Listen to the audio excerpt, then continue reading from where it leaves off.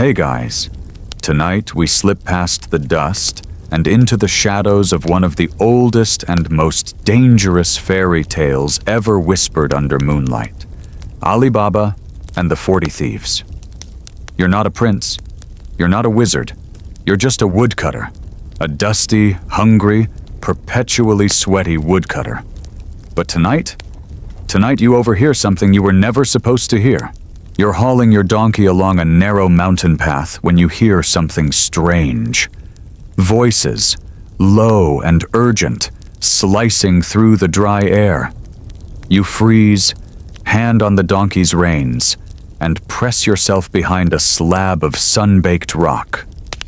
Peering around the edge, you spot them. 40 men on horseback. Dust cloaks their shoulders. Scimitars glint on their backs. They're not merchants. Their belts carry too many daggers, and their eyes scan like wolves. Your breath catches as one of them, a tall one, with a burn scar curling down his jaw, rides to a cliff wall and raises his arms. "Open sesame!" he shouts. You blink. Did he just talk to a rock? The rock moves. Slowly, deliberately, like it's been waiting for this exact phrase since the earth cooled. A narrow crevice yawns open, revealing a black void deeper than night. The thieves ride in, one by one. The last disappears, and the rock seals shut, smoother than before. You don't breathe. You're too busy calculating. Was this a hallucination brought on by heat stroke and old goat cheese? Or did you just find the mouth of some ancient, secret underworld? Historians still argue whether this phrase, "open sesame," has real linguistic roots in ancient Semitic languages, or is just pure fantasy. Some think it refers to the sesame seed's pod bursting open, a symbol of magic unlocking. Others think it's nonsense made mystical by repetition. Either way, your heart is pounding like you just drank 6 espressos. You wait until the sun begins to sink. When the last vulture circles home and the desert wind quiets, you edge toward the cliff wall. You wipe your palms on your robe. And then, in the flattest, least murderous tone you can muster, you say, "Open sesame? Nothing?" You clear your throat and try again. This time with a little theatrical flair, like you're auditioning for a cursed musical. "Open sesame?" The rock groans. Dust swirls, and the wall slides open. The air inside smells like old coins and forgotten promises. You step in. The darkness swallows you for a moment. And then your eyes adjust. You're standing in a treasure cavern. No, not a room. A chamber the size of a cathedral, lit by sunlight shafts from slits in the stone. Piles of coins gleam in the golden dust. Silks from China drape over crates from India.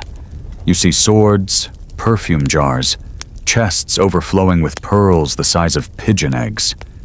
And in the middle, just casually tossed like it's not worth much, is a golden saddle encrusted with emeralds the size of olives. And here you are, a guy whose net worth is donkey and some sticks, surrounded by loot that could buy an empire.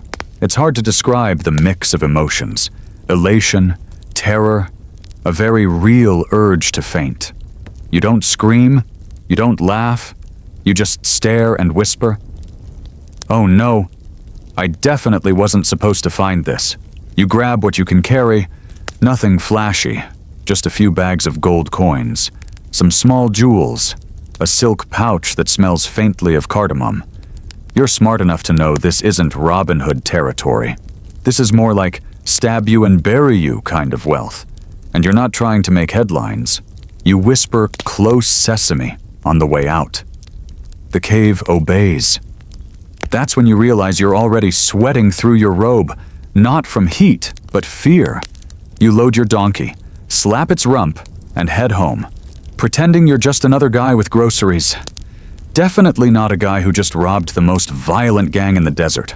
Mainstream history teaches us that trade routes crisscrossing Arabia during the Islamic Golden Age created a breeding ground for both legitimate merchant wealth and organized banditry. These bandits didn't just steal, they hoarded, laundered, even politicked.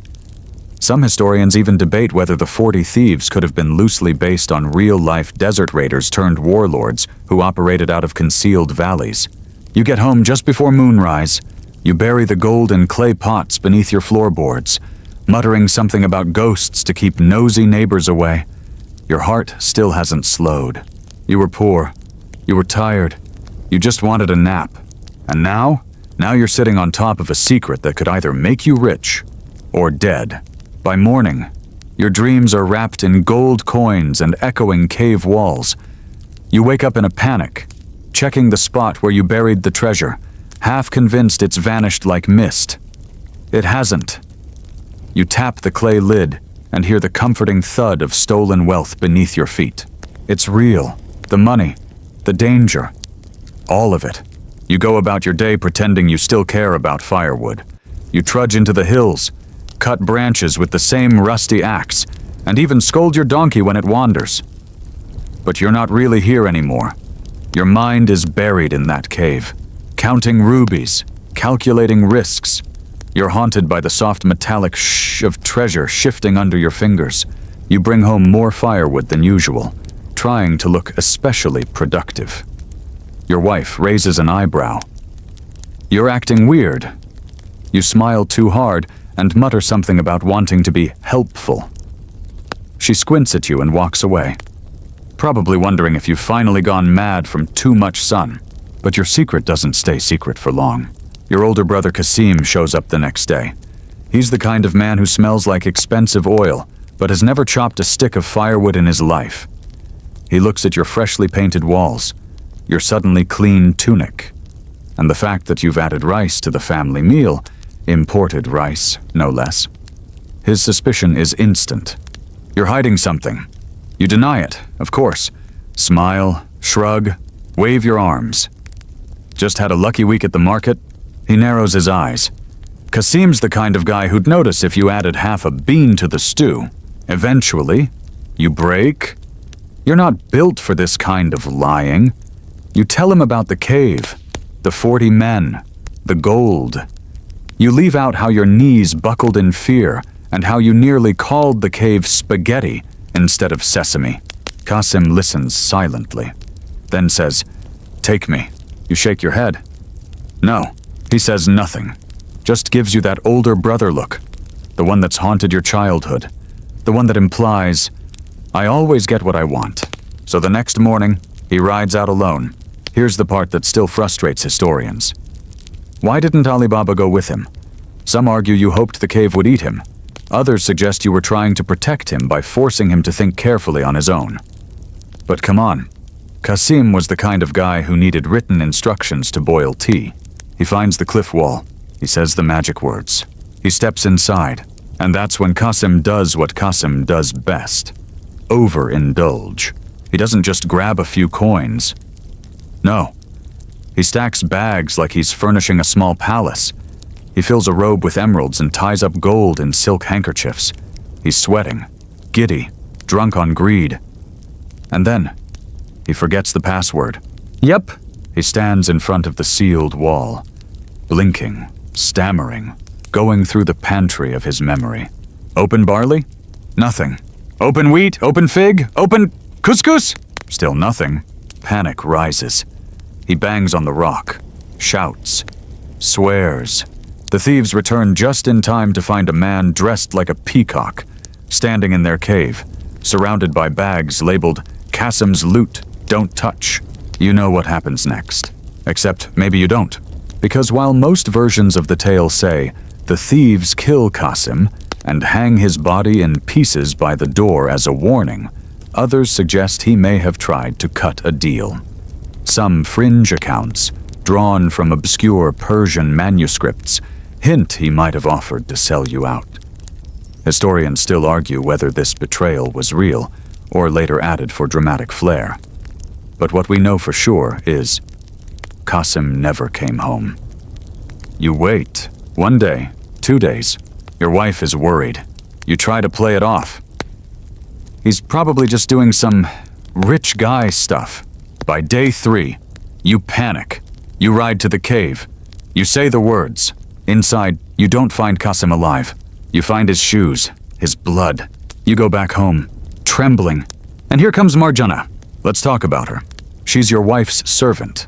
Yes, but calling her that is like calling a sword a metal stick.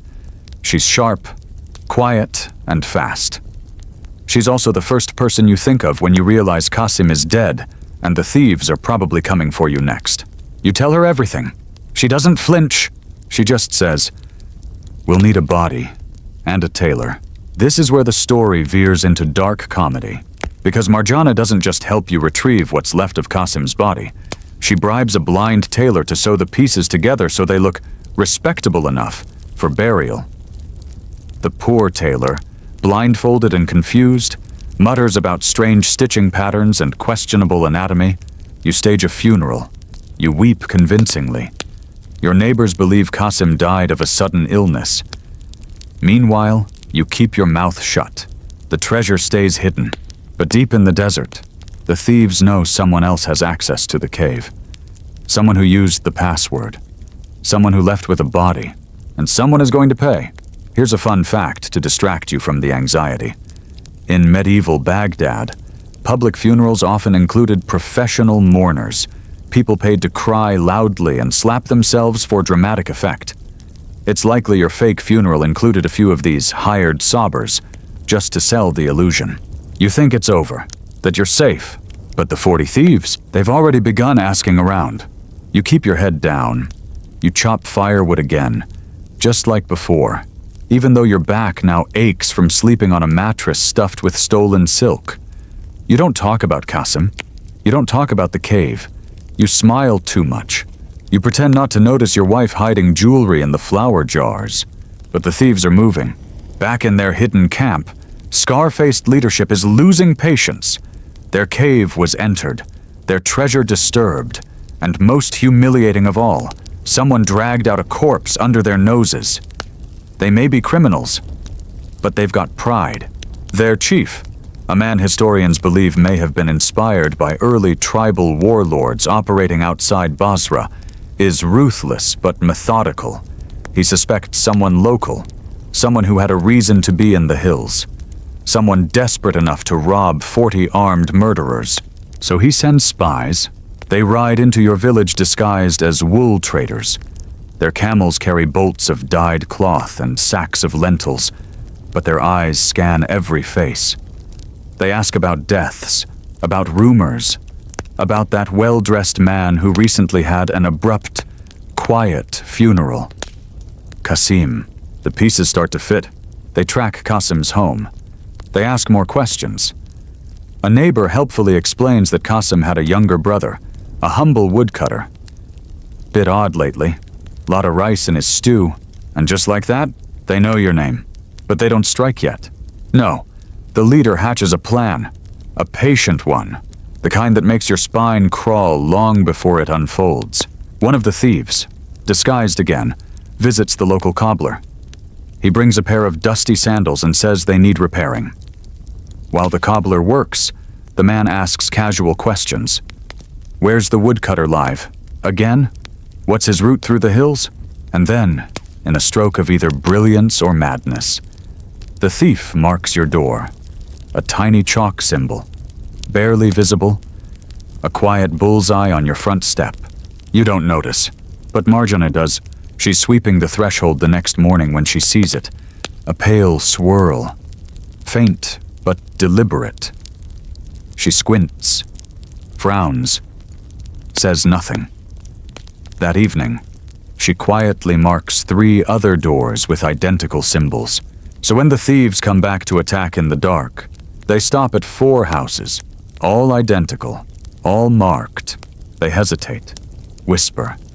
The leader curses. They retreat. You never even know they were there. Historians still argue whether this chalk trick was invented by the original storytellers or borrowed from older folk tales across Persia and India. Some believe it was meant to demonstrate feminine cleverness, triumphing over masculine violence.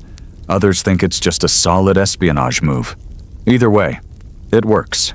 But now the leader is angry. He doesn't want confusion. He wants precision. So this time, he comes himself, disguised as a wealthy oil merchant. He rides into town with 40 oil jars, 39 of them with live men curled inside. Each thief folded up like an angry pretzel. He walks into your courtyard and asks if you'll take him in for the night. You blink. It's strange, but hospitality laws are strict, and you're trying to blend in. You say yes, and just like that, you let the devil into your house. The jars line the yard. You offer dates, warm bread, a place to sleep. Marjaneh watches it all. She brings water to the guest, offers to help in the kitchen, smiles politely, but her eyes never leave the jars. And that night, when the house is still and the stars flicker like nervous candles, she tiptoes out. She lifts the lid of the first jar. Inside, a man, sleeping, armed, breathing. She doesn't scream. She doesn't faint. She puts the lid back and lights a small fire under the cauldron. This next part, it's brutal. One by one, she pours boiling oil into the jars, quietly, efficiently, like she's mopping the floor. She doesn't hesitate. No one hears them scream. In total, 37 thieves die that night. One jar is empty. One man was late to the meeting. The leader sleeps soundly, unaware. Here's your fringe fact for this section. The idea of using large oil jars for hiding was not just a literary device. Ancient traders sometimes did sleep inside oversized ceramic containers, especially during sudden sandstorms. But 39 of them? In one courtyard? That's stretching things. Historians debate whether this was inspired by true smuggling tactics, or was just meant to ramp up the suspense. Either way, Marjaneh turns it into a massacre. By dawn, the courtyard smells of scorched clay and cooked leather. And Marjaneh? She waits until the guest sits down for breakfast, then serves him something special. News of his men's deaths. He lunges for a dagger. She's faster. A kitchen knife to the throat. He falls. You wake up to a dead man on your rug, and Marjaneh holding a bloody apron. She doesn't smile. She just says, "You're welcome." The sun creeps through your windows like it's apologizing for yesterday. You step into your courtyard and smell ash, oil, and something that doesn't belong in a breakfast breeze. Then you see the jars, all 40 of them, lined neatly like guests that overstayed their welcome. Only now, the lids are crooked. Some are blackened around the rims. One has a hand sticking out. You look at Marjaneh. She's washing a bloodied blade under the water spout like she's cleaning carrots. Her eyes flick to yours. Calm as still tea, she says, "I saved your life, again." And you believe her. You spend the morning burying the bodies. You work in silence, the kind of silence that echoes inside your ribs. The thieves are heavy. You drag them one by one to the edge of the woods, digging shallow graves like you're planting trees that will never bloom. You burn the jars. You burn the guests' robes. You burn the carpet. No evidence, no stories. Here's your mainstream fact for this morning.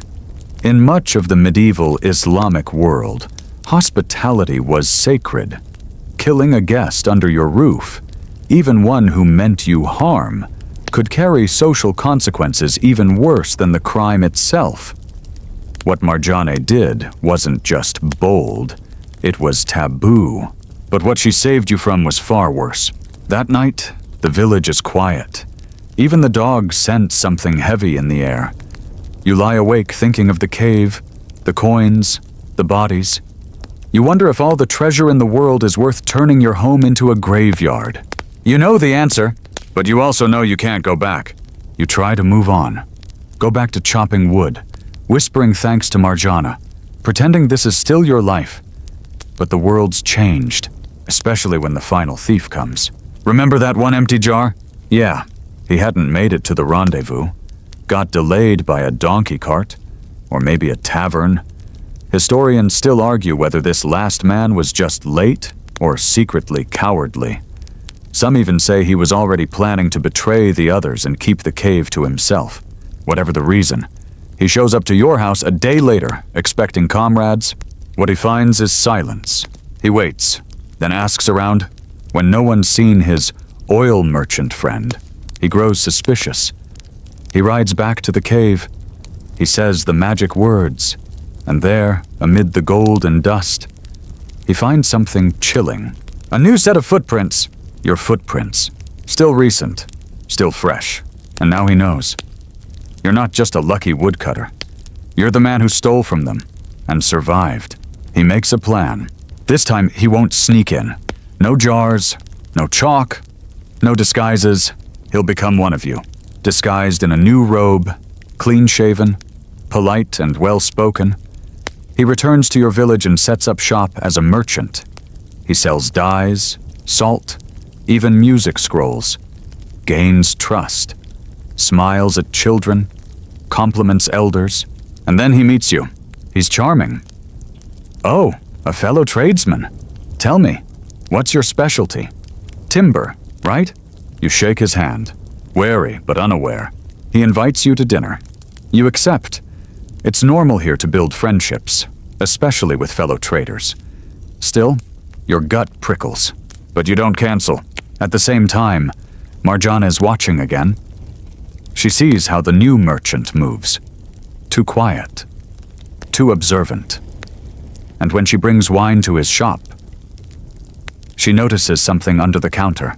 A sword, not a trader's blade, not ceremonial, a killer's weapon. She hurries home and tells you. He's one of them. You freeze. There's no evidence, no markings, no clear plan. But you know, this is the last one, the final thief, the one who's come to finish what the others couldn't. You don't sleep that night.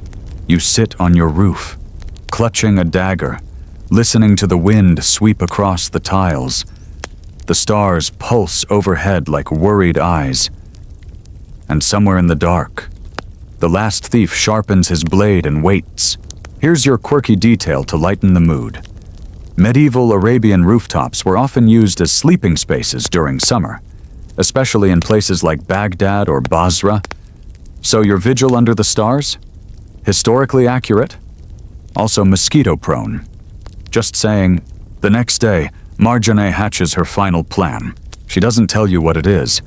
She just borrows your wife's nicest dress, sprinkles rosewater on her wrists, and disappears into town. You wait. You worry.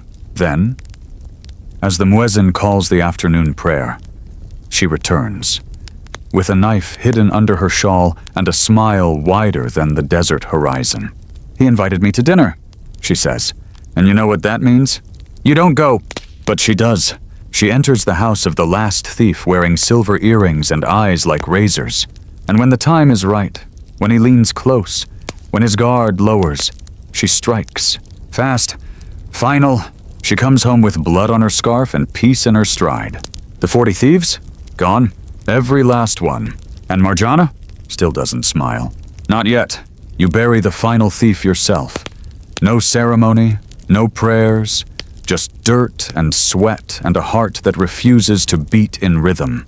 There's no applause, no gold rains from the sky, no genie appears to grant your next wish. There's just the wind, curling through dry branches, and the quiet stare of Marjaneh as she folds the blood-stained scarf into the bottom of her trunk. It's over. You think, but you're wrong, because something else starts brewing the moment the final blade falls. Something quieter than revenge, and sharper than any dagger. Power. See, your household now holds the secret to a treasure vault that kings would envy. The 40 are dead. The cave is unclaimed. And every week that passes without you doing something with that knowledge feels like a wasted miracle. So you make a decision. You and Marjaneh return to the cave. Once again, you ride into the hills. This time not trembling but calculating. The rocks still lean the same way. The trees still twist like old men mid-yawn. The stone door still waits with its secrets sealed behind syllables. You step forward and whisper, "Open sesame." It shudders. It obeys. And this time, you don't hesitate. You inventory everything. Gold coins stamped with vanished empires, sapphires the size of walnuts, silk that smells like forgotten rain, You bring a ledger. You count and categorize. You even bring extra donkeys. Here's your mainstream fact.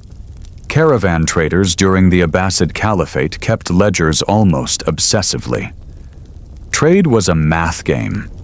And even thieves, especially organized ones like the 40, tracked their wealth carefully. So your sudden embrace of bookkeeping? Historically on brand. With the stolen wealth now yours. You try to be smart. You build quietly. You invest in a shipping venture based in Basra. You buy extra woodlands and lease them to lumberjacks. You even sponsor a small madrasa. Nothing too flashy, but enough to show you're respectable. And your house? Well, let's say it upgrades. Painted tiles, heavy cedar doors, silk cushions that swallow you whole. People start calling you Ali Baba the merchant now. Not the woodcutter. Not the brother of that idiot Qasim. You're legitimate. You're rising. But you're also watched. Because no one gets rich that fast without rumors trailing behind like curious cats. Some say you found a sunken ship. Others whisper you struck a deal with Jinn. And a few, well, they point to Marjaneh. They say she's a sorceress. That her eyes shine too sharply.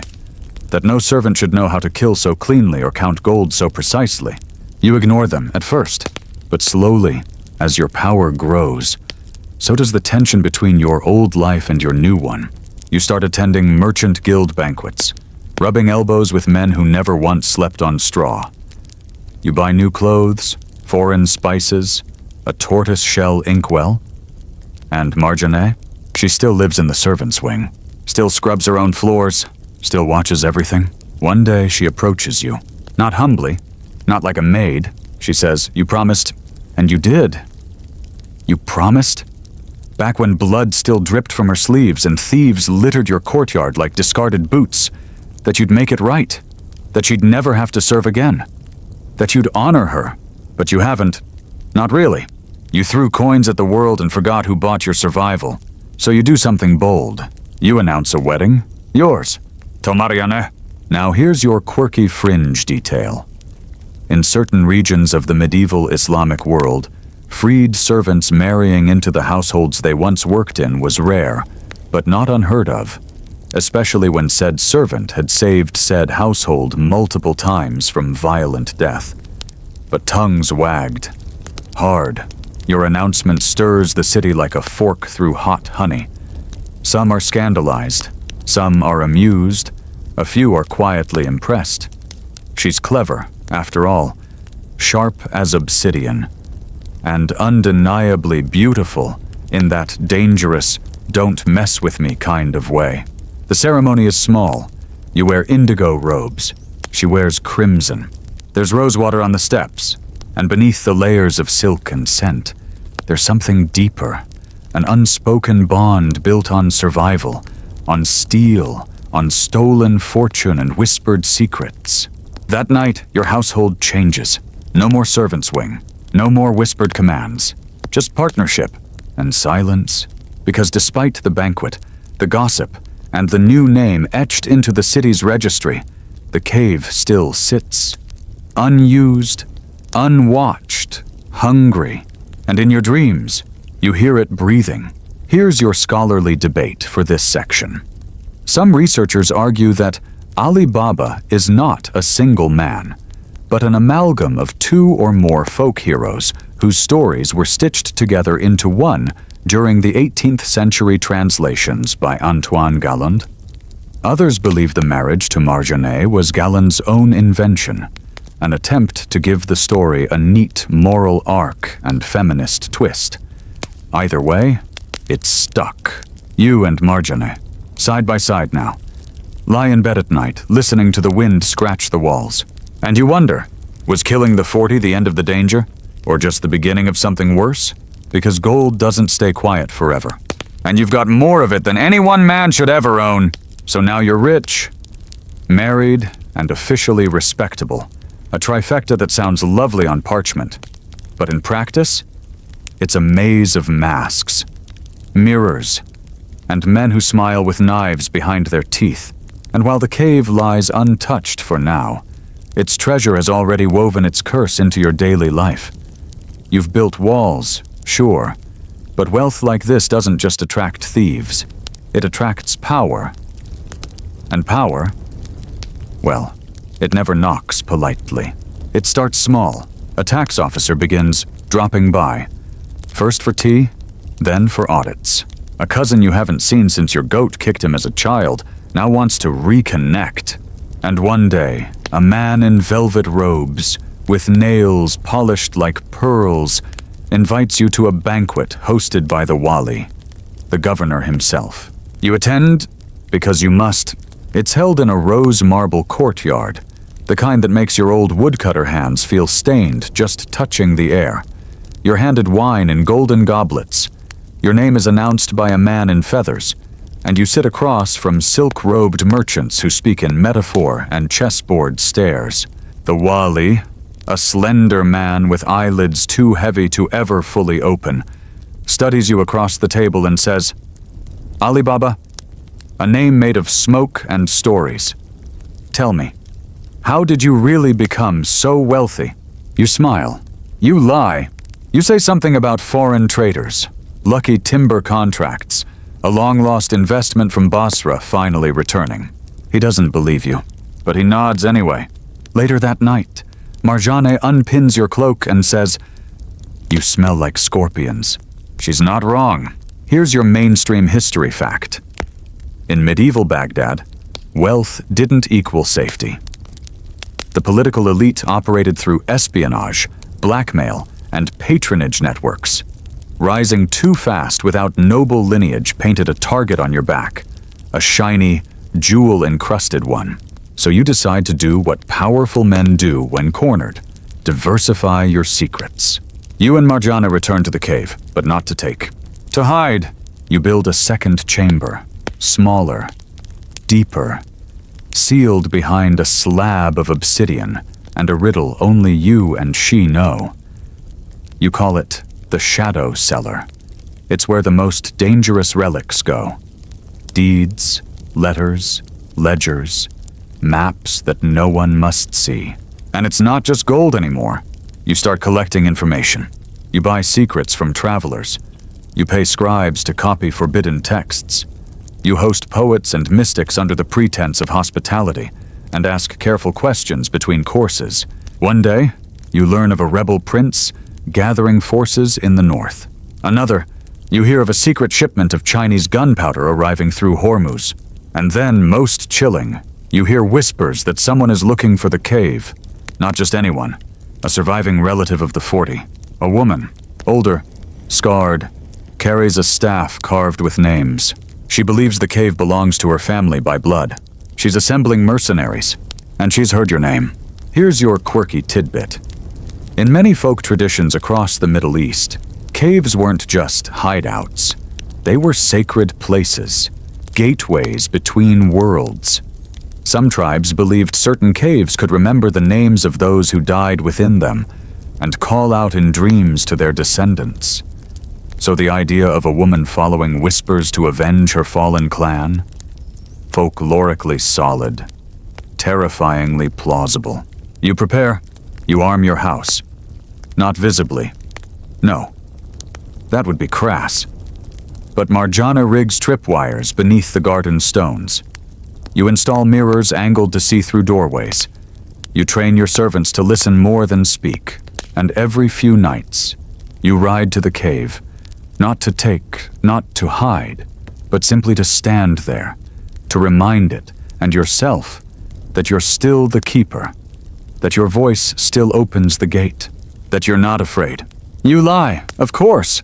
You are afraid because power, your learning, isn't a crown or a coin. It's a weight, a slow, grinding weight that settles in your chest and asks daily, how far will you go to keep what you've taken? Historians still debate whether Ali Baba, if he even existed, maintained possession of the cave for the rest of his life. Some versions say he sealed it shut and never returned. Others claim he died there, old and paranoid, curled up beside the gold. One lesser-known manuscript suggests he passed the secret to his son, who promptly got himself murdered trying to flip Persian emeralds on the black market. Kids, right? But back to you, because tonight, you and Marjaneh sit on the rooftop again. Like the old days. A fire crackles in the courtyard. The stars blink lazily above. And for the first time in months, she laughs. Do you miss it? She asks. You know what she means. Chopping wood, the simplicity of sweat, splinters, and the satisfaction of a stacked pile. No, you say, then, maybe, because back then, you feared wolves and worn boots. Now you fear assassins and assassinations. You miss small dangers. She leans her head on your shoulder. Says, we should disappear someday. And you know she's right, but not yet. Because something's coming. Someone is coming! And when they arrive, you'll be ready. Or you won't. Either way, the cave will remember. It begins, as these things often do, with a knock. Not the polite kind. Not the kind that waits for your reply. It's the kind that demands 4 slow, heavy raps against your door. Knock, knock, knock, knock. Like a war drum played with a sledgehammer. You and Marjaneh freeze mid-conversation. Her eyes flick toward the floor tiles she rigged last month. Pressure sensitive, painted to match the rest of the mosaic. She nods once. You don't ask questions. You step forward. Open the door. And there she is. The woman. She's not a specter. She's flesh and blood and anger worn like armor. Her hair is silver, braided with coins. Her left eye is milky, scarred by something sharp. And her right glows with the terrible calm of someone who has buried too many people to flinch anymore. She doesn't introduce herself. Doesn't need to. You already know. This is the sister of the 40. The one survivor. The avenger. The storm in sandals. And she has brought a gift. Laid across the back of her camel is a corpse, bound in ropes, throat purpled. A man you recognize. The spice merchant from across town. The one who, last week, asked too many questions about your sudden interest in military maps. I believe, she says in a voice like dry leaves. He was yours. Then she smiles, and it is not the smile of someone impressed. It's the smile of someone who has come to finish what her brothers began. Here's your mainstream fact. Female leadership in revenge killings, while rarely documented in official Islamic chronicles, appears often in folk epics and tribal accounts, particularly in Bedouin and Berber traditions. A sister avenging her brothers? Deeply traditional. Deeply terrifying. You invite her in? Because refusing her would be worse. She enters your house like she already owns it. Her guards wait outside, silent men with curved blades and expressions carved from stone. You notice one is missing 2 fingers. Another walks with a limp. These aren't fresh mercenaries. These are survivors. The dregs of the old 40, or new recruits with old debts. She accepts your offer of tea, takes 3 sips, sets the cup down, and says, I know what you did. Not just the killings, the gold, the cave, the whole bloody truth. She leans back and says, but I'm not here to kill you, which, you admit, is not the worst start to a conversation. She wants a partnership. She wants access to the cave, and she wants a cut. You ask how much? She says, 40% for tradition. You try not to laugh. It's not that funny. You decline, and just like that, the temperature drops. Not literally. The air stays warm. But something else chills. The way a garden goes still before the cobra uncoils. Marjaneh enters the room, offering more tea, but her eyes are locked on the woman. 2 killers in silk, reading each other like weather. You don't blink, and you say, the cave isn't yours. Her voice stays calm. It was my brother's. Their blood paid for it. You reply, and your brothers were thieves, murderers. They burned farms and kidnapped children. She smiles again. This time, there's no humor. Then I'm exactly like them, she says. Here's your quirky tidbit. In some variations of this tale from North Africa, the sister of the 40 doesn't seek revenge. Instead, She tries to seduce Ali Baba and reclaim the cave through marriage. In another, she disguises herself as a male merchant to infiltrate his household. But your version? She's done hiding. She leaves. No threats, no warnings, just that same smile. But that night, 3 of your horses are found dead in the stable. No wounds, just eyes wide with terror and tongues bitten through. A message. You and Marjaneh get to work. You double the traps around the cave, set up false trails leading to dead ends. You even hire a troupe of actors to pose as smugglers who accidentally mention a treasure cave several miles east of the real one. You're not just protecting gold anymore, you're protecting legacy. Because here's the scholarly debate. Did Ali Baba become a folk hero or a warning? Some scholars claim his story was intended as a parable about greed, that keeping the treasure doomed him to paranoia and violence. Others say he was a working-class fantasy, proof that cleverness can beat privilege, that even the poor can seize destiny if they're brave and lucky enough. You lie awake. Beside you, Marjaneh sharpens a dagger slowly, methodically, without looking. It's not men you fear anymore. It's the inevitability. This woman, this sister of the 40, is more dangerous than her brothers ever were, because she doesn't want a quick death. She wants to unravel you. And she's patient. Very, very patient. You think you're ready? You've laid the traps, bribed the guards, memorized escape tunnels, hidden daggers in books, poisons in candlesticks, and coded messages under dinner plates. Your house isn't a home anymore. It's a fortress with curtains. But still, when the attack comes, it comes like rain on dry sand, sudden, everywhere, and impossible to contain. It's just after dawn. You're pouring honey into your tea, half asleep, when the silence tips you off. That wrong kind of silence. No birds, no servants, not even Marjaneh's humming from the garden. You stand, you don't yell, you listen, and then you hear it. The softest creak of floorboards upstairs. Just one, barely there. You draw the knife from your belt loop and take the stairs, 2 at a time. The hallway is empty, but the door to your study is ajar. And inside, standing exactly where your map of the cave used to hang, because it's already gone, is a man in robes too fine for breaking and entering. He turns slowly, smiles with too many teeth, then leaps through the window without a word. You follow. Outside, the chaos has begun. Smoke from the garden. 2 guards down at the front gate. A third pinned to the wall with a crossbow bolt so deep you don't want to look closely. Marjaneh is already fighting, her dagger dancing like a silverfish. She cuts through one attacker's thigh and drives her heel into another's neck. You fall in beside her, wordlessly. Like 2 musicians in a duet they never rehearsed, but somehow know by heart. It's not a siege, it's a surgical raid. They don't want you dead. They want your maps, your keys, your knowledge of the cave, and most of all, your absence. Just long enough for them to reach it first. Here's your mainstream historical fact.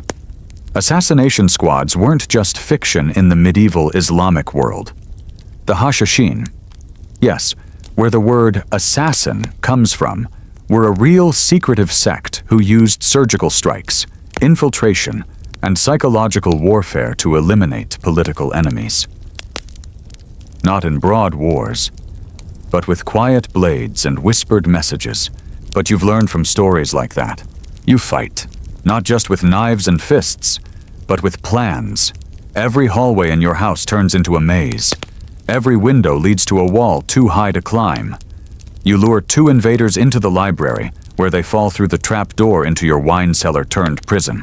You and Marjaneh manage to corner the last one, the robed man from the study, on the roof. He's panting, bleeding. You press a blade to his throat and ask, "Who sent you?" And he grins. "I thought you knew," he says. "She told me you were clever." Then he jumps, not into death, onto a waiting horse. He escapes, but barely. And you know now, the war isn't coming. It's here. Here's your quirky tidbit.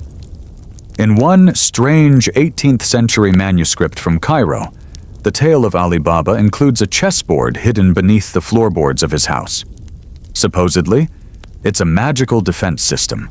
Every move on the board causes real consequences in the building. It's obviously fictional. But honestly, you wish you had one right now. After the dust settles, you count the cost. 4 servants dead. 1 guard missing. Your stables burned. A dozen scrolls taken, including a partial map to the second chamber of the cave. The one with the black vault. You sit in your garden, the sun rising behind smoke clouds, and ask aloud, "What now?" Marjaneh answers without turning her head. "Now we go first." You nod. It's a race. You must reach the cave before she does. Before she unlocks the vault. Before she uses what's inside. Because inside that chamber is more than gold. There are names, letters, testimonies, evidence of crimes, past and future, secrets bought and buried, things that could topple ministers, emirs, even the caliph himself. This isn't about treasure anymore. This is about leverage, power, and whoever controls the cave controls the game. Historians still argue whether the second chamber of Ali Baba's cave is real. Some versions of the story never mention it. Others describe it in lush, paranoid detail. One 14th century poet calls it the mouth of history, closed with a tongue of iron. Scholars can't agree if it was real, symbolic, or just a literary metaphor for Ali Baba's trauma. But you've been inside it. You know exactly how real it is, and how dangerous it would be in the wrong hands. You and Marjaneh prepare to leave that night. You disguise yourselves as traveling scholars. You pack light, just food, weapons, maps, and one tiny music box she insists on bringing in case we get bored waiting to die. You mount your horses and ride east into the desert, because that's where the cave sleeps. But you're not alone anymore. Somewhere out there, she rides too, the sister of the 40, and she knows where she's going. So do you. And the only question now is, who gets there first? You ride like someone is chasing you. Because someone is, not metaphorically, not in that vague, anxious way that keeps poets up at night. No, there are hoof prints behind yours, fresh, deep, and dangerously close. Someone is following you through the desert, and they're not bothering to hide it. The sun rises hard and white, turning the sand to glass and your clothes to slow-burning stoves. Your horse is already lathered with sweat. Marjaneh rides ahead, head wrapped, eyes scanning the ridgelines, every few hours. She dismounts to check the trail behind you, crouching like a hawk ready to pounce. She says nothing, which is worse than if she said everything. You're heading southeast, toward the Black Ridge, toward the canyon that doesn't appear on any official map. The place that only opens when the shadows fall just right, and the wind carries the right words. Open sesame! Still works, by the way, but not like you'd think. Here's your mainstream historical fact. The phrase open sesame is believed to derive from the way sesame seed pods burst open when mature, a symbolic image of doors unlocking or treasures revealing themselves. It was likely introduced into oral tales via Persian storytellers and gained international popularity after its 18th century French translation by Antoine Galland. But in this world, it's not about seeds, it's about tone. It's about intention. If you say it with greed, the cave stays shut. If you say it with fear, it punishes you. You found that out the hard way. A long time ago. A scar on your left hand still reminds you. So, when you reach the mouth of the cave, breath ragged and throat dry, you kneel, not to pray, but to center yourself. And you say the words, softly, like a lullaby to a door. Open sesame, stone shifts, dust falls, and the cave exhales. It opens. Marjaneh gives you a look, half disbelief, half amusement. You always make it so dramatic, she mutters. You shrug. It likes flair. Inside, the air is cool and still, not just cold, ancient, like breathing through a tomb. The floor crunches faintly with old sand, but otherwise, the silence is total. Not even the echo of your footsteps. You pass the main vault, the gold, the jewels, the crates of incense and spice so aged they smell like time itself, and head deeper, to the chamber of names. It's exactly as you remember. Black walls, no torches, just the eerie glow of phosphorus streaks embedded in the stone, like the veins of some buried beast. Every inch of this place pulses with quiet power, and in the center, on a pedestal of dark marble, rests the scroll of red dust. Not a scroll, technically, a codex, bound in camel hide, clasped in bronze. Inside, letters, ledgers, confessions, everything the 40 Thieves ever did, ever bought, ever betrayed. Evidence that could destroy dozens of noble families. Names of merchants who laundered for them, sultans who hired them, lovers who spied, children who inherited blood money. You lift it. It's heavier than guilt. Here's your quirky tidbit. There's an old Egyptian proverb that says, "A secret weighs less than a feather, but breaks the back like a camel." You never understood it until now. You don't open the codex. Not yet. Marjaneh watches the entrance, and that's when you hear it. A soft crunch. Footsteps. No warning this time. No siege. No conversation. Just a figure emerging from the shadows. Hands up. Smile easy. It's her, the sister of the 40. No guards this time. No camels. No weapons you can see. She's alone. Impressive, she says. Most people would have tripped the perimeter traps. You blink. You disarmed them? She grins. I set them, and now your stomach drops. Because this isn't just a confrontation, it's a checkmate. She's been here before you. Days ago, probably. She let you run, let you think you were winning. And now, she's here to take what she wants. She walks slowly toward the codex, eyes never leaving yours. You know what this can do, she says. You know what happens if it falls into the wrong hands. You nod. I also know what happens if it stays buried. Nothing changes.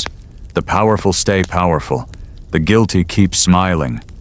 And you're going to fix that? She says, gently mocking. You don't reply. She steps closer. Then, unexpectedly, she stops. Not a trick, not a fake out. She's hesitating.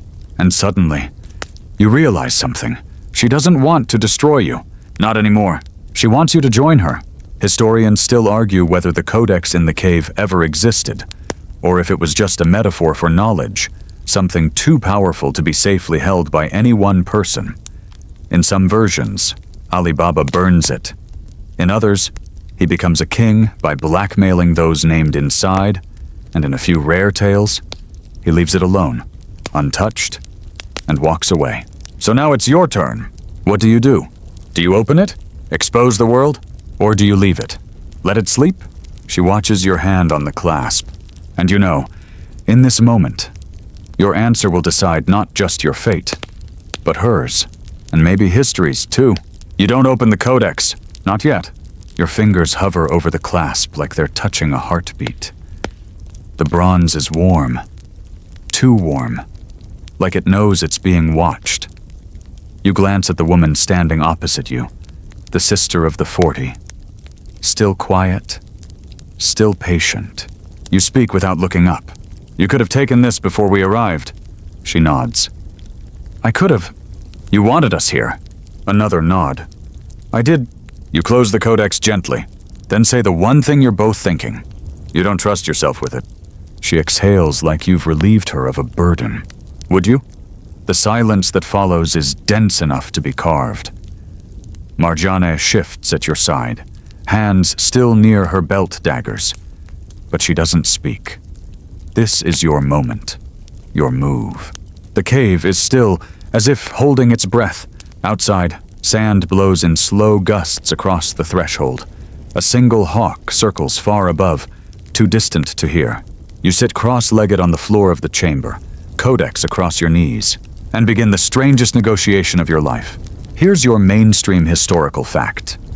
In many early Islamic courts, particularly during the Abbasid Caliphate, there existed a practice called shura, A council of advisors gathered to debate sensitive decisions.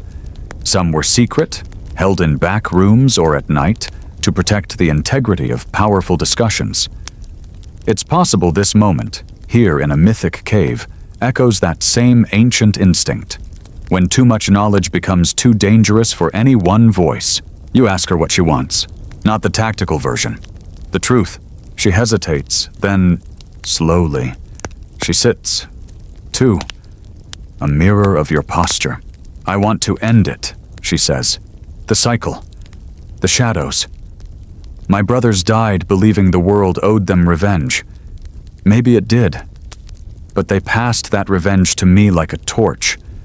And I can't burn with it anymore. You glance at Marjaneh. She raises a single eyebrow. You just want peace? You ask, trying not to sound too skeptical. The sister nods. And leverage. Peace needs power. This, she gestures at the codex, could give me enough to demand it. Quirky tidbit time. There's an odd 13th century manuscript in Andalusia that claims the 40 Thieves weren't thieves at all, but book smugglers, hoarding forbidden manuscripts on philosophy, magic, and medicine from being destroyed by censors. If that were true, this codex might not be blackmail, but a library. But this isn't ancient Andalusia. This is now. This is you and her, and a vault of ruinous knowledge cradled in your hands. So here's what you propose. A pact, not a peace treaty. Something quieter, sharper, a 3-way hold. You, Marjaneh, and the sister. Each of you guards a third of the codex. You separate it. Hide the sections across different corners of the caliphate. If any one of you is killed, the others decide together whether to release their parts. She listens, slowly nodding. It's not trust, she says. It's insurance. Exactly. Like thieves, she says with a faint smile. Exactly, you reply, and your smile matches hers. Historians still argue whether the story of Ali Baba is a tale of virtue or of vengeance. Was he a noble commoner, blessed by luck, or a thief who out-thieved better thieves? Some suggest the tale was rewritten over centuries to soften its edges, turn murder into justice, fear into cleverness. But what lies beneath that, always, is survival. So you divide the codex, carefully, not by chapter, but by impact. Marjaneh takes the financial ledgers, lists of bribes, gold flows, false caravan logs. The sister takes the personal letters, love affairs, betrayals, secrets whispered by powerful men to their lovers. You keep the names, the death lists, the identities of the truly dangerous. You wrap each section in silk, seal them in wax, and mark them with riddles only you 3 would understand. Then you bury your share deep in the cave's floor, beneath a hidden panel that only responds to your voice. An old trick you picked up from a dervish in Isfahan, who claimed he once sang open a tomb. As you rise, brushing dust from your hands, Marjaneh claps once. Right, she says. Now what? You look at the sister. We walk away. She blinks. Just like that? You nod. The treasure can stay. Let the gold rot. Let the world think the cave is myth. No one ever needs to come here again. She hesitates, then looks around the chamber with something like mourning. This was supposed to be our legacy, she says quietly. You tilt your head. Maybe it still is. Just not the kind that builds statues? Outside, the wind picks up. A strange peace descends between the 3 of you. One born of exhaustion. Yes, but also of shared purpose. You walk out of the cave together. No torches lit, no trumpets blaring, just footsteps in the sand, fading as the cave seals behind you. The final treasure you carry? A secret no one else will ever hold. You don't talk much after the cave. None of you do. Maybe it's exhaustion. Maybe it's reverence. Like you're carrying something sacred that might shatter if too many words brush against it. You, Marjaneh, and the sister ride in a loose triangle, letting the wind fill the silence. The sky is soft now. Dusk creeps in, painting the desert in purples and old bronze. Shadows stretch like yawns across the dunes. The kind of evening where you can hear your own breath and forget the world is ever loud. Then the vultures show up, one at first, then 3, then 7, swirling like forgotten punctuation above the horizon. Marjaneh's horse shifts nervously. She squints. That's not random. You follow her gaze and spot the smoke, thin, black, insistent, rising like a curse from just over the ridge. It smells wrong. Not wood, not campfire, oil.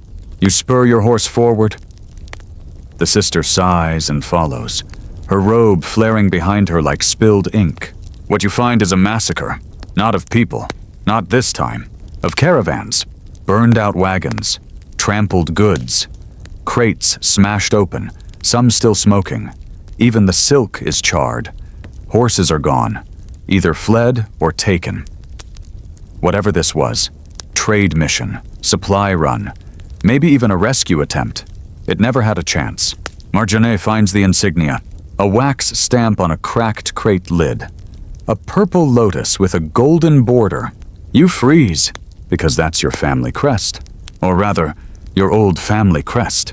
Here's your mainstream historical fact. Noble families in the Islamic Golden Age often used specific sigils, flowers, animals, stars, pressed into wax to seal documents or brand property. It was as much about heritage as it was about control. These sigils were protected legally, and using one falsely was grounds for public trial or even execution. You drop to your knees beside the crate. The silk inside is untouched, indigo and saffron threads woven into stars. You know this design. You sketched it once, when you were 10. A silly drawing. Your mother had it turned into a pattern. Someone sent this caravan under your family's banner.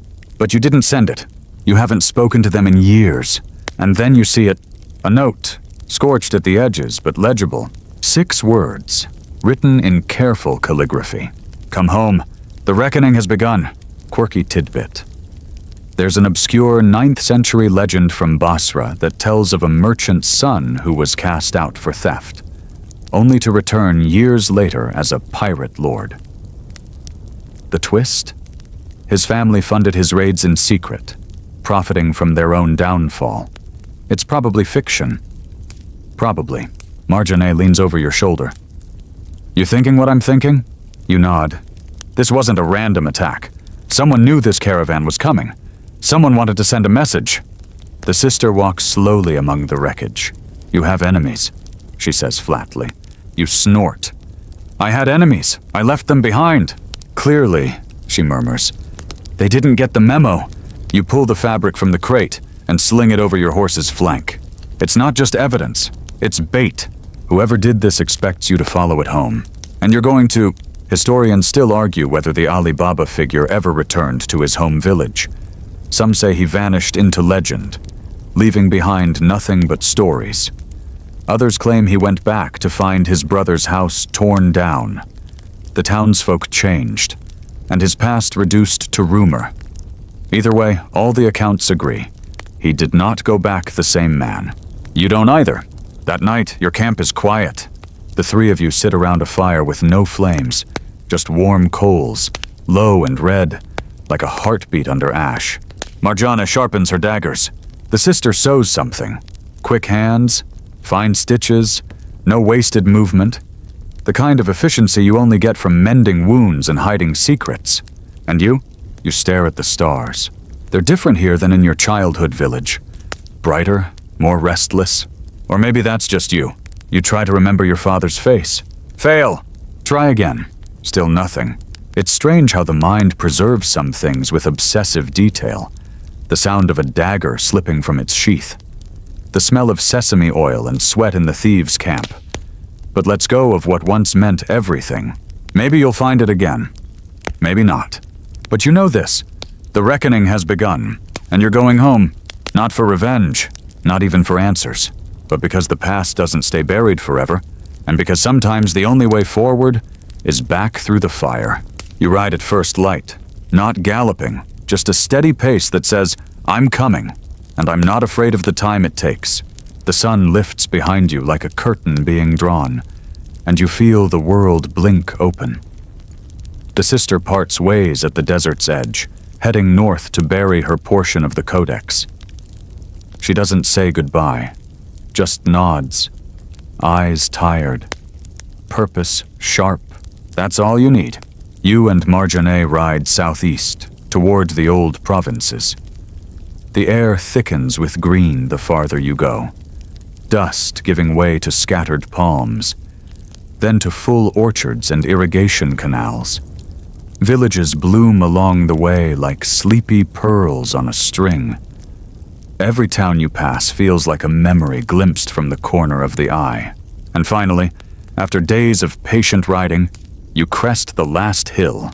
There it is, your childhood estate. Once a jewel of saffron walls and marble fountains, now cracked, ivy-cloaked, and pulsing with a kind of silent defiance.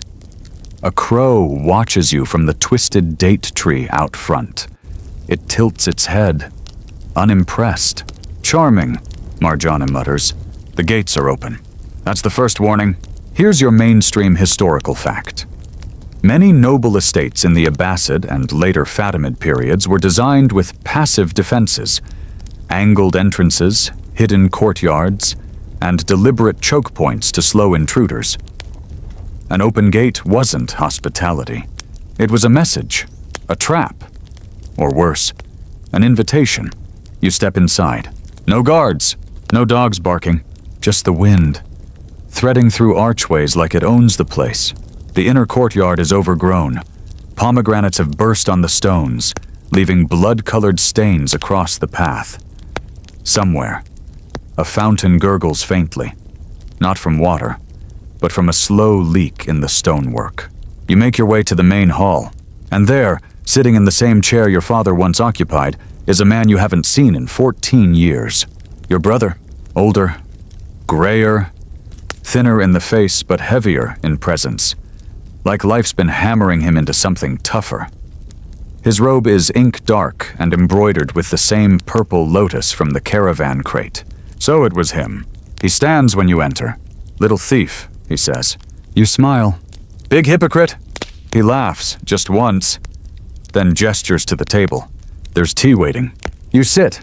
Of course you sit. He pours. Marjaneh doesn't. She stands behind your shoulder, arms crossed, eyes flicking across every corner like a hawk in a butcher's shop. Your brother raises a brow at her. She doesn't trust me? She doesn't trust anyone who calls me little thief like it's affectionate. Quirky tidbit. There's a disputed 10th century text known as the Kitab al-Qataya al-Kubra, the Book of Great Betrayals, that claims noble families sometimes embedded coded messages in tea ceremonies. The number of pours, direction of steam, even the clink of the cup could signal everything from let's talk freely to prepare to be poisoned. No one's ever confirmed it, but you hold your cup just in case. Why the caravan, you ask. He shrugs. Needed to get your attention. Letters didn't seem likely. You could have sent someone without getting them killed. I didn't kill them. The 40 did. You frown. No, they didn't. Your brother pauses, realizes. Ah, he says slowly. So you did. You don't answer. Let the silence speak for itself. Historians still argue whether the later years of Ali Baba's life were peaceful. Some versions claim he lived comfortably, investing in trade and building schools. Others suggest he was hunted till the end, dragged into power games he never wanted. The debate centers on one missing scroll, lost in translation. That might have detailed his fate, but no one's found it. Your brother finally sets his teacup down. They're coming, he says. You blink. Who? He leans forward. Everyone. Viziers, warlords, blood dealers. Word's out. There's a ledger missing, a codex, and they think you have it. You don't move, he continues. They're not just after money. They want history, blackmail, names, weapons. And they know it walked out of that cave with you. You breathe slowly. Then we make a move first. He laughs again, but this time it's hollow. We. You left. You vanished. I kept the family name from being erased. You shake your head. You weaponized it. The heat between you flares, but not like fire. Like old iron hitting colder iron. Familiar. Unforgiving. Marjaneh speaks. Finally, do you want help or not? Your brother studies her. Then you. Then nods. There's a summit, he says. 3 nights from now, at the Red House, near the marshes. They'll all be there, pretending to make trade deals. What they'll really be doing is sniffing out leads. You lean back. You want me to bait them? I want you to expose one of them. Show them you know. Then disappear before they cut your tongue out. Comforting, you mutter. He slides a map across the table. You trace the route, then fold it once, tuck it into your belt, and rise. 3 nights, you say. He nods, but doesn't stand. As you leave, you pause at the door. Next time, you say softly. Send a letter? He smiles without humor. You'd have burned it. True. You spend the next 2 nights preparing for a party you might not leave alive. The Red House isn't really a house. It's a converted grain hall on the edge of the marshlands, where salt wind meets cypress and the water forgets which way is land. Back in the day, smugglers used the place to trade stolen silks and hashish under the cover of music. Now it's a venue for diplomacy. Of course, you and Marjaneh approach on foot from the north, cloaked, hooded, and unarmed. Well, unarmed in visible ways. She's sewn a stiletto into the hem of her robe. You've got a sliver of obsidian tucked into your boot, more a symbol than a weapon. But it still sings like a threat in the right hands. A full moon slouches above the reeds. Lanterns glow like low stars around the Red House's perimeter, flickering yellow-orange in the mist. Somewhere nearby, a stringed instrument plays 3 hesitant notes, as if testing whether it's welcome here. Inside, the guests murmur and glide like they're part of a strange ritual. Robes of crimson and jade, veils of silver mesh. Rings so heavy they've replaced the handshake with a slow, deliberate finger flex. You pass beneath a carved arch and take it all in. The merchants, the killers, the historians, the puppeteers, everyone who wants the codex? Here's your mainstream historical fact. During the Islamic Golden Age, elite gatherings often functioned as covert intelligence exchanges. Scholarly debates on poetry or science were sometimes staged distractions, covering for high-stakes espionage, bribes, or recruitment.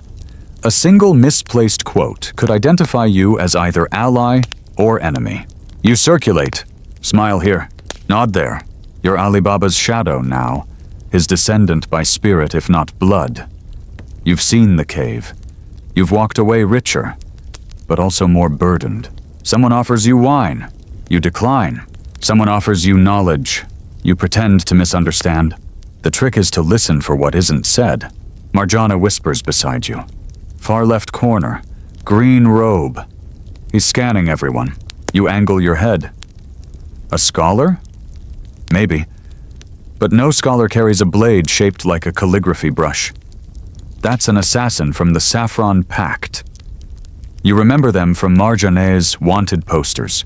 Poets by day, poisoners by night. You ignore him, for now. Instead, you make your way to the dais where the speakers will present. The cover is some sort of trade talk, dates versus dried apricots, and who gets the better canal routes. Boring enough to lull most into passive listening. You step onto the platform at exactly the scheduled time, and you speak, softly at first, deliberately, about how stories survive when walls fall, about how the power of memory can outlast armies. Then you change the rhythm. You drop 3 names, old ones. Each name is a blade. The vizier who paid for 3 assassination plots. The spice merchant who sold counterfeit black powder to a city under siege. The historian who erased an entire tribe from the record books. You don't say what the codex contains, only that those whose names appear in it are no longer anonymous. There's a beat of silence after And then the room splits, not in movement, no one dares to flee, but in tension.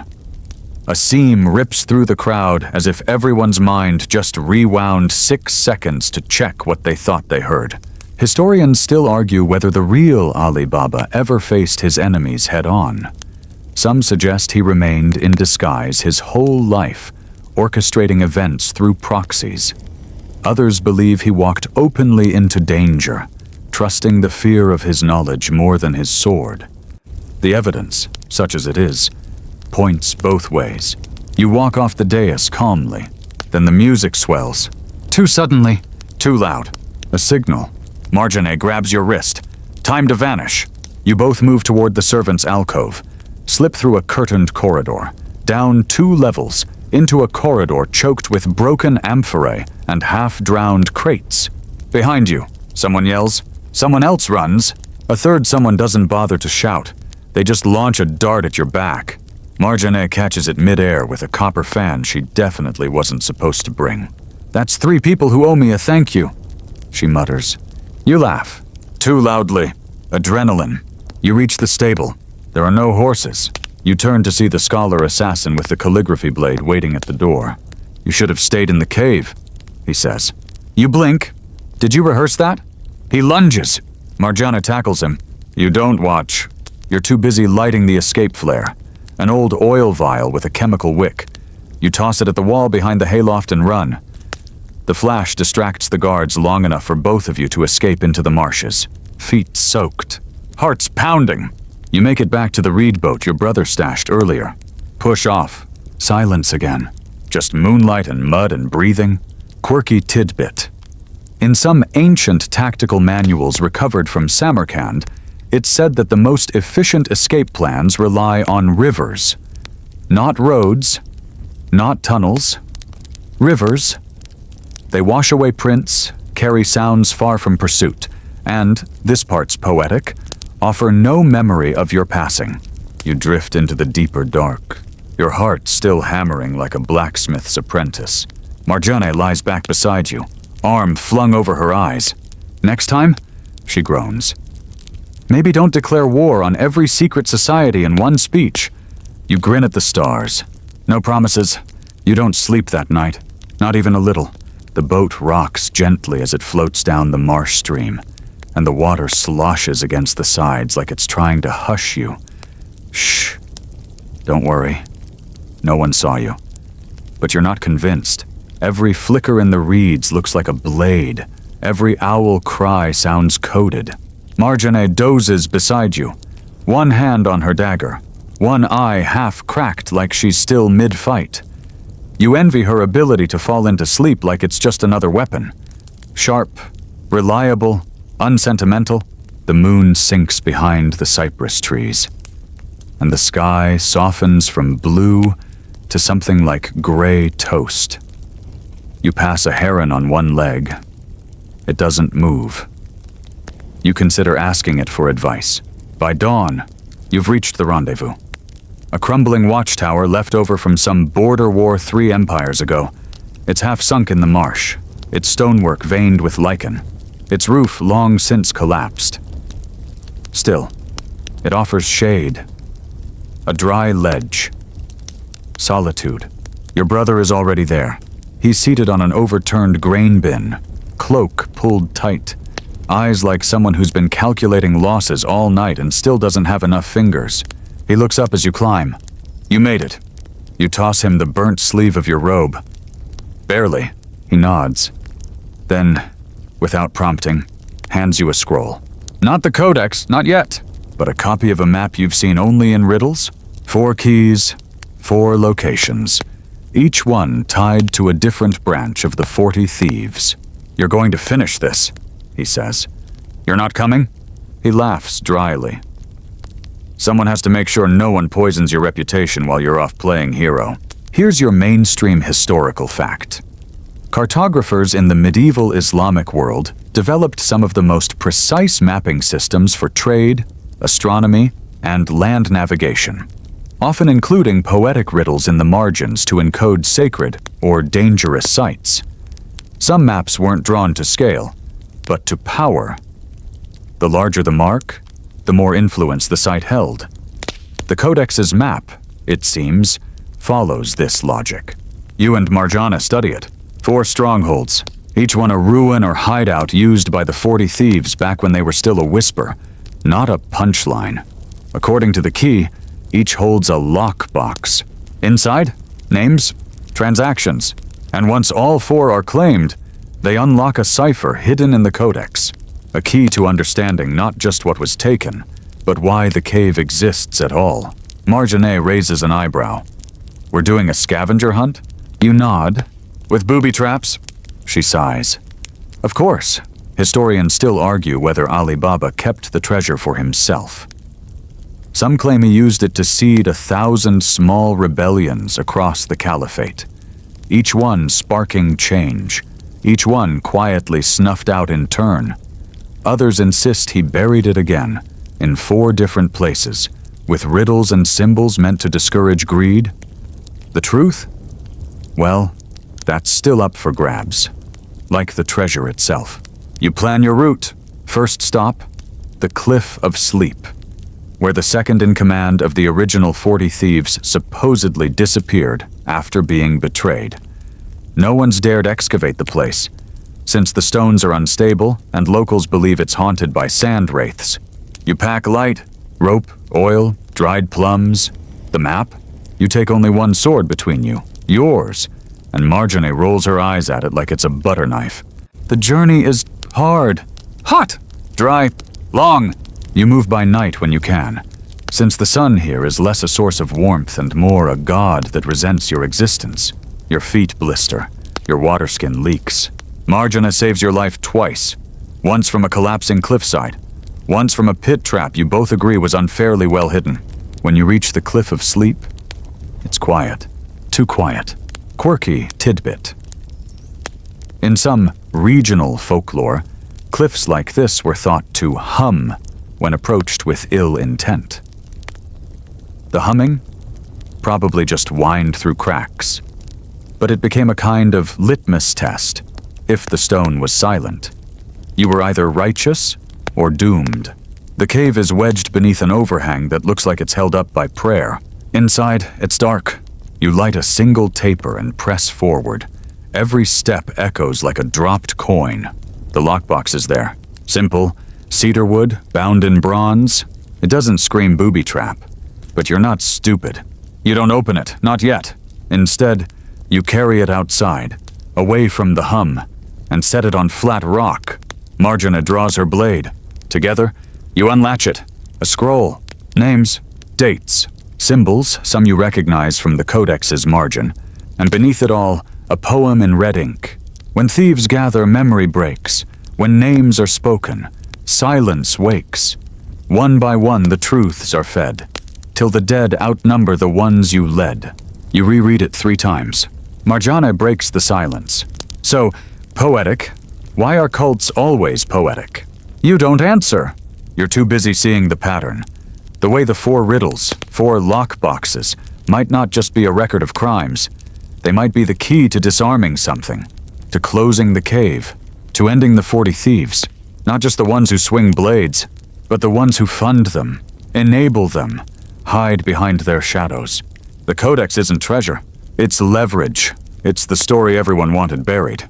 And you're the one digging it up. The sun sets like a slow burn across the horizon as you cradle the first lockbox in your lap. Its bronze edges still warm from the heat of the day. You're sitting on the cliff edge now, staring out over the desert below, which, in this light, looks more like an ocean made of rust than sand. 3 lockboxes left, one step closer to opening the codex completely. And yet, for the first time since this journey began, you feel the weight of it pressing down like a wet cloak, heavy, clinging, and hard to shake.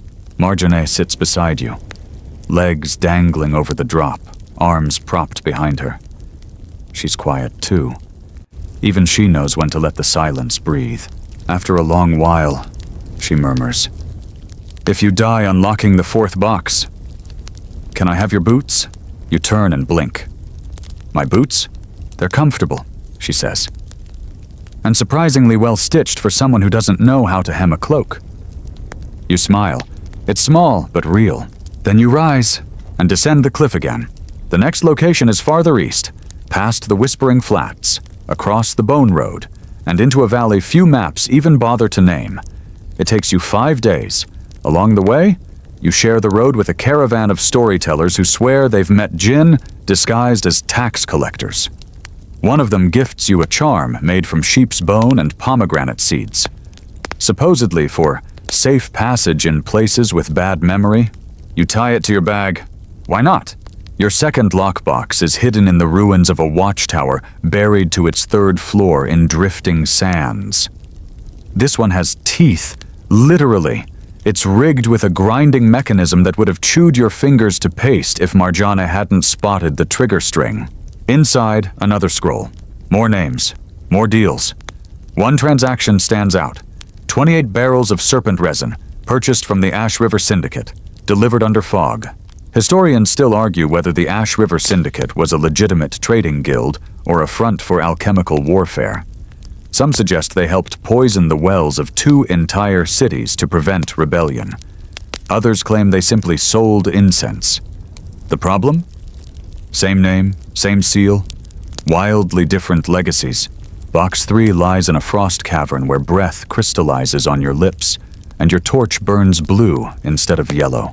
You nearly freeze unlocking it, but the scroll inside? It's a list of disguises used during the 5th era of the Forty Thieves. Physicians, caravan guards, desert monks. All of them walked among the empires unnoticed for years.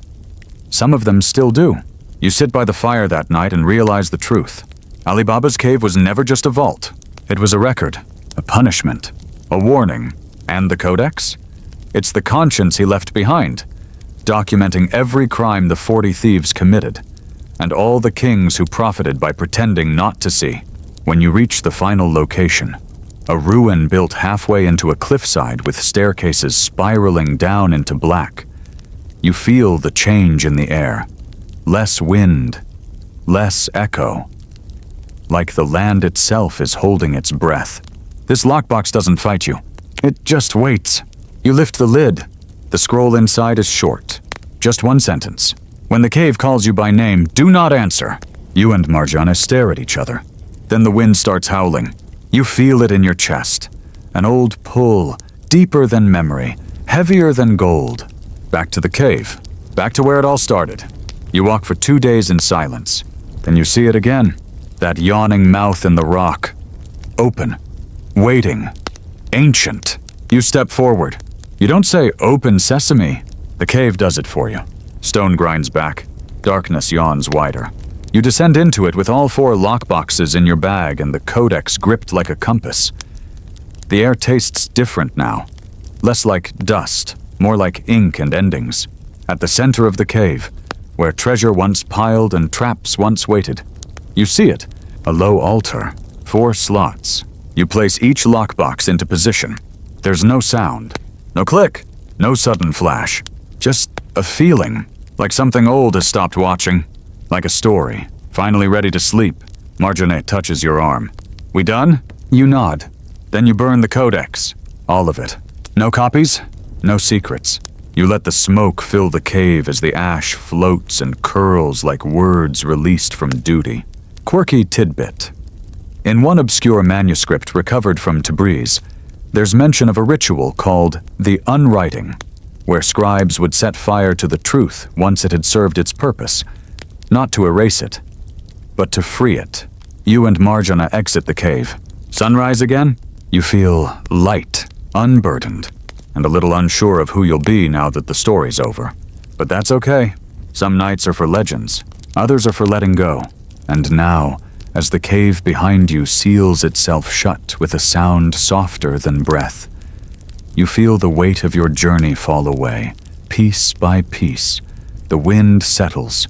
The last stars fade, and the first warmth of dawn touches your face like a whisper of tomorrow. Your feet ache. Your heart feels strange. Not heavy. Not broken. Just quieter. Around you, the desert exhales. Marjaneh hums an old lullaby beside you. Something about figs and firelight, and a boy who once fooled a king. Her voice is soft, almost dreamy, like even she's not sure she remembers all the verses. But it doesn't matter. The melody is enough, and in this stillness, you start to feel yourself slowing down. Too. Thoughts stretching like shadows, eyelids softening, breath deepening. This story, Ali Baba's story, was never really about the gold. Not truly. It was about what we choose to do with knowledge, what we risk to remember, and what we're willing to forget to sleep at night. You've walked in his footsteps, felt the dust of his secrets, shared his burdens, but now it's time to lay them down. So, let your shoulders relax. Let your hands rest. The cave is closed. The thieves are silent. And for once, the world can sleep. You're safe. You're warm. And tomorrow will still be here when you wake.